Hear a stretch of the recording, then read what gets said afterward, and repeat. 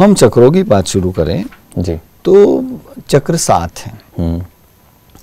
मूलाधार चक्र है सबसे पहले, और आधार चक्र माना जाता है। बिल्कुल। वो बिल्कुल सबसे महत्तम है, सबसे मेन है, और सभी चक्रों का जो आधार है वो इसके ऊपर टिका हुआ है जी। इसको मूलाधार चक्र कहते हैं। मूलाधार चक्र बिल्कुल जो S1 की स्थिति है, गुदाद्वार से 1 इंच ऊपर, एनस की 1 इंच ऊपर की जो स्थिति है वहाँ वो होता है।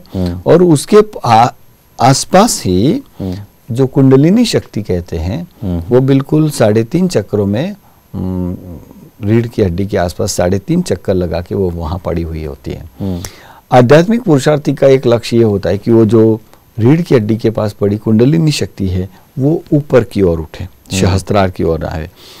उसका ऊपर उठना माना हमारा महामानव बनना फिक्स हो जाता है जी। इसलिए हम अगर पुरुषार्थी बनते हैं चक्रों के, तो हमारी माना बाबा आने के बाद, शिव बाबा माना भगवान शिव धरती पर आने के बाद कुछ एक मेहनत तो कम हो गई है। कुछ एक मेहनत हमने पिछले जन्मों में द्वापर से की है। हमें मालूम है कि मनुष्य पुनर्जन्म के बाद मनुष्य ही बनता है। बिल्कुल। एक विषय तो भगवान ने क्लियर कर दिया धरती पर आके, नहीं तो हम डरते थे कि अगले जन्म में मैं बंदर बनूंगा, अगले जन्म में मैं गधा बनूंगा, कोई कीड़ा मकोड़ा बनूंगा। ये डर समाप्त कर लिया। बिल्कुल। और ये भी क्लियर कर दिया हिस्ट्री भगवान ने कि सभी जन्मों में आप मनुष्य थे और मनुष्य ही रहेंगे। बिल्कुल मनुष्य रहेंगे। पहले 8 जन्मों में आप देवता थे, सूर्यवंशी देवता थे, फिर त्रेता में भी आपने 12 जन्म लिए, और बाद में त्रेता कलयुग में 42 जन्म लिए, और उसके बाद द्वापर में 21 जन्म लिए। तो सतयुग, त्रेतायुग, द्वापर युग और कलयुग, कुल मिला के हमारे 84 जन्म हो जाते हैं जी। और हर जन्म में हम मनुष्य बनते। तो एक डर चला गया हमारा। इसलिए चक्रों की साधना का जो इतिहास है, चक्रों की पूंजी हर जन्म में हमारे साथ चलती है। तो पिछले जन्म में हमने किस चक्र पर कितनी मेहनत की है वो बस इस जन्म में वो स्टॉक बिल्कुल ओपन स्टॉक हो जाता है। पिछले जन्मों में जो क्लोजिंग स्टॉक होता है वो इस जन्म में ओपन स्टॉक हो जाता है। चक्रों की साधना, पुण्य क्या ले जाओगे ऐसा बोलते हैं ना। जी जी। तो ये निरंतर चल रहा पुरुषार्थ है। तो मूलाधार चक्र, फिर उसके बाद 1 इंच ऊपर स्वाधिष्ठान चक्र है, उसके ऊपर मणिपुर चक्र है, उसके ऊपर अनाहत चक्र है, उसके ऊपर विशुद्धि चक्र है कि जो गले में है, अनाहत चक्र हृदय में है, मणिपुर चक्र नाभि पर है, उसके ऊपर अहम चक्र है, आज्ञा चक्र। और सबसे ज्यादा संशोधन अभी आज्ञा चक्र पर चल रहे हैं, क्योंकि ये आत्मा और परमात्मा दोनों की बैठक व्यवस्था है। आत्मा यहाँ निवास करती है, और जब परमात्मा हमारे शिव बाबा जब प्रजापिता ब्रह्मा के शरीर में आते हैं या हमारी आदरणीय दादी गुलजार दादी के शरीर में आते हैं, तब वो आज्ञा चक्र के स्थान पर अपनी बैठक को ले लेते हैं। और उसके ऊपर फिर सहस्त्रार चक्र, वो बिल्कुल फाइनल स्टेज की बात होती है। तो चक्र के बारे में मैं जितना भी कहूँगा बिल्कुल कम से कम है। मेरे से 1000 गुना, लाख गुना जानने वाले इस देश में पड़े हैं, और ऐसे दिग्गज कक्षा की आत्माएं हैं जिन्होंने इसके ऊपर बहुत बहुत बहुत संशोधन किए हैं, और ऐसे ही लोग बहुत टॉप पर पहुंच गए हैं। लेकिन जब हमें बाबा ने कहा कि ये बस आपकी प्रत्यक्षता होगी, माना आप संसार में जो आदिम स्वरूप आपका जो है, फरिश्ता स्वरूप है, देवता स्वरूप है, वो आपका प्रत्यक्ष होगा। लेकिन कब? उसका भी एक लेवल बताया बाबा ने कि जब आज्ञा चक्र हमारा, बाबा ने कभी आज्ञा चक्र यूज नहीं किया, शब्द यूज नहीं किया, लेकिन बाबा ने कहा कि जब आप आत्मा हो, ये अनुभूति जब आपकी पक्की हो जाएगी, क्योंकि पूरी चक्रों की जो हिस्ट्री है, मेहनत जो है, वो तो यहाँ तक आने के लिए है। घूम फिर के हम आज्ञा चक्र पर आएंगे और बाद में होगा कि मैं आत्मा हूँ। तो बाबा ने तो सीधा ही बोल दिया कि आप आत्मा हो। डायरेक्टली यहीं से शुरुआत कर दी कि तुम यहीं हो। और ये भी बाबा ने कहा कि सबके सब लोग इस विषय में माहिर हो जाएंगे, ऐसा नहीं। जो सत और त्रेता में थे और बाद में जिन्होंने बाकी जन्मों की यात्रा पूरी की है, 83 जन्मों की, 84 जन्मों की यात्रा पूरी की है, वही इस विषय को जान पाएंगे। माना जिनके सभी चक्र जागरूक है, पिछले जन्मों से जिन्होंने इस विषय पर अथाक प्रयास किए हैं, वही लोग इस विषय को जान पाएंगे। तो आज मैं 1 आध 2 चक्र की बात करूंगा। जी बिल्कुल। क्योंकि आध्यात्मिक जो पुरुषार्थी है वो इसमें प्राप्तियां देखेगा, और जो रोगी है वो उसमें मेरा दर्द मिटेगा कि नहीं ये ढूंढेगा, क्योंकि इसका और रोगों का बहुत गहन संबंध है। बिल्कुल, क्योंकि सोचने वाली बात यह है कि बहुत सारे लोग रोगों के निदान के लिए हमारा बहुत सारा प्रोग्राम देख रहे हैं और उनसे उनकी व्याधि दूर हो, वो भी ये जानना नहीं। ऐसा भी तो है कि हमारे प्रोग्राम बहुत बड़े आध्यात्मिक लोग भी देख रहे हैं, बिल्कुल, जो बिल्कुल ऊंचा उठना चाहते हैं जी। रोगियों के लिए तो हॉस्पिटल है ही बड़ी बड़ी जी। अच्छा, तो माना दोनों किस्म के लोग इस प्रोग्राम को देखते हैं जी। अब मैं ये बताना चाहता हूँ आपको कि समझो किसी को कैंसर है, किसी के RA फैक्टर पॉजिटिव आ रहे हैं, यूरिक एसिड के प्रॉब्लम है, हड्डियों के प्रॉब्लम है, बड़ी आंतों के प्रॉब्लम है, एनस के रिलेटेड प्रॉब्लम है, प्रोस्टेट के प्रॉब्लम है। ये जो प्रॉब्लम मैं गिना रहा हूँ ना, वो सीधे ही मूलाधार चक्र से कनेक्टेड है। जिसका मूलाधार चक्र कमजोर हुआ, और भी चक्र होते हैं, कोई कम पावरफुल, कोई ज़्यादा पावरफुल होते हैं। ऐसा नहीं कि आज्ञा चक्र पावरफुल है तो बाकी चक्र कमजोर हो।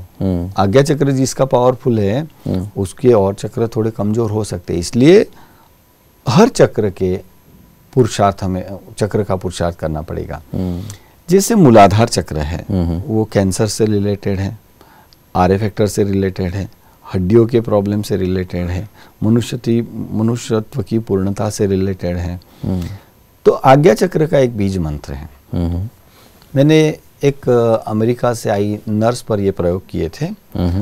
उसको एक यहाँ सफ़ेद दाग हो गया था और उसने फिर बाकायदा अमेरिका जाके उसकी ट्रीटमेंट कराई, तो पूरा 90% वो वाइट हो गई, कोड हो गया उसको। अभी इतने बड़े देश में जाकर उसने इतनी बड़ी लेटेस्ट जो ट्रीटमेंट ठीक सब कराई। फिर हमने उसको कुछ सिंपल से जो प्राचीन नुस्खे हैं वो कुछ ऐसी औषधियाँ दी और चक्रों की साधना उसको कराई, सभी चक्र। तो ये इसको वो चमत्कार कहती है, मैं नहीं कहता हूँ। लगभग 6 से 7 महीने उसने ये प्रयोग किए, अभी केवल 5% वो सफेद है, केवल 5%, और बाकी सारा उसका मूल रंग वापिस आ गया। पूरे शरीर में वो सफेद हो चुकी थी। उन्होंने सभी चक्र की साधना की। जो जो चक्र कमजोर था वो चक्र से एनर्जी आती गई और वो ठीक होती गई। ये कोई हम्बक बातें हैं या अवैज्ञानिक बातें हैं, ऐसा नहीं है। वास्तव में चक्र को जो नहीं मानता है ना, वही उसे मैं विज्ञान के साथ रिलेटेड नहीं मानता हूँ, क्यों वही अवैज्ञानिक है। विज्ञान का काम क्या है कि पर्दे के पीछे जो रहस्य छिपे है उसको उजागर करना। बिल्कुल। अब सदियों से पूरा देश ये मानता आ रहा है कि चक्र है, तो आप कैसे जुटला सकोगे कि वो ये हम्बक है, वो ये वास्तविक नहीं है।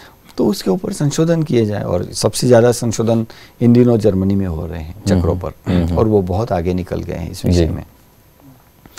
मैं चक्र की बात बताता हूँ आपको। मूलाधार चक्र जी, मूलाधार चक्र में किस डिसीज से जुड़े हैं वो भी बता दिया आपने, बता दिया। अभी मैं उसके जो पंखुड़ियाँ है वो 4 पंखुड़ियाँ हैं। अब मैं उसका प्रैक्टिकल भी बताऊंगा आपको, आप भी पलाठी लगा सकते हो, और मैं जहाँ कहूँ वहाँ ध्यान करके, सिंपल अभ्यास है, बिल्कुल आसान अभ्यास है, उसका अभ्यास कर सकते हैं जी।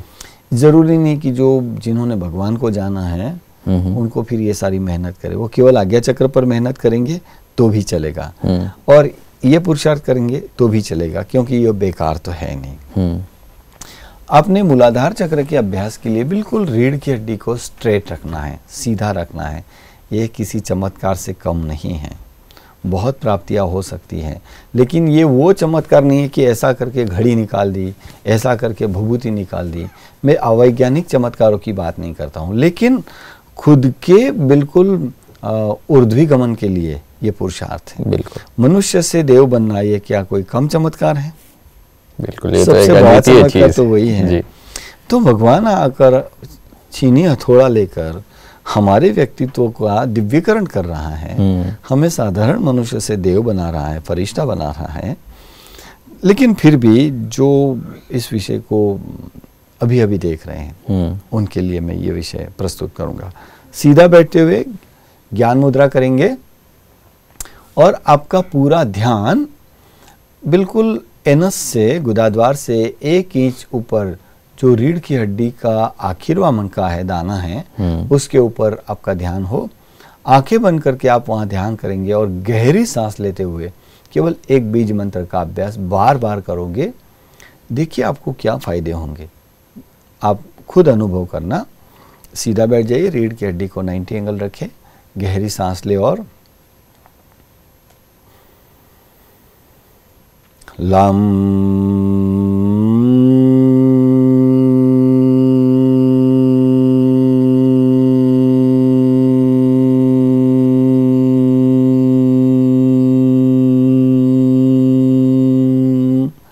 बीज मंत्र है ल के ऊपर अनुस्वार लम।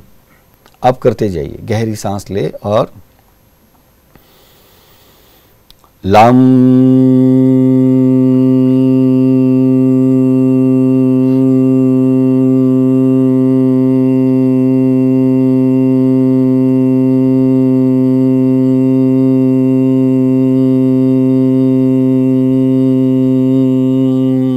फिर गहरी सांस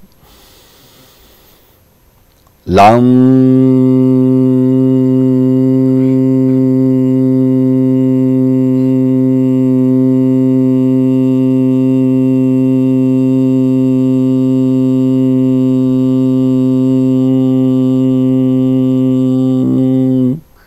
इसको थोड़ा आहिस्ता भी कर सकते हो, जो इतने बड़े से लम नहीं बोल सकता है, इतनी लंबी सांस नहीं खींच सकता है। जो शुरू का पुरुषार्थी हो तो इतनी लंबी सांस नहीं खींच पाएगा, इसलिए वो आहिस्ता लम इतना भी करे चलेगा।